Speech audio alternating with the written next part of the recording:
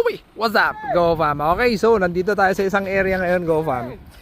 Ayan o. Kasi nga isa sa mga dahilan kung bakit mas mababa yung ani natin dahil nga ay sa dalawang factor. Una is yung napakarami nating pilapil, GoFam. Ayan o, syempre yung planting population mo mas mababa na. Okay, so dito tayo ngayon.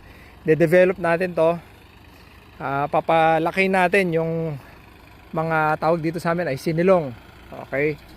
And pangalawa is yung patubig, GoFam.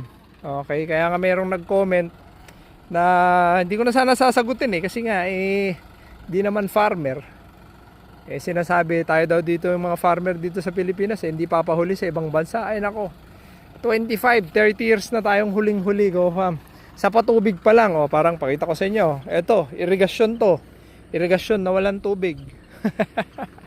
Irigasyon na walang tubig. So, 'di ba?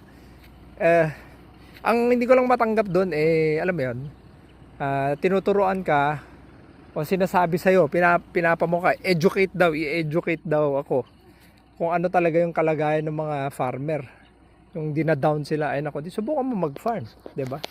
Sa bagay, ano lang ba naman yung alam ko pang-apat na henerasyon lang naman ako na magsasaka at saka 20 years pa lang ako nagsasaka. Ano ba lang naman ang alam ko sa pagsasaka, 'di ba? Araw-araw ko lang naman silang nakakasalamuha itong mga nagfa-farm. So ayun, so ito papalaki natin tapos patubig kasi makita niyo mas mataas doon, mas mababa dito. Pag-i-sign natin to, GoFam. So exciting. Exciting, GoFam.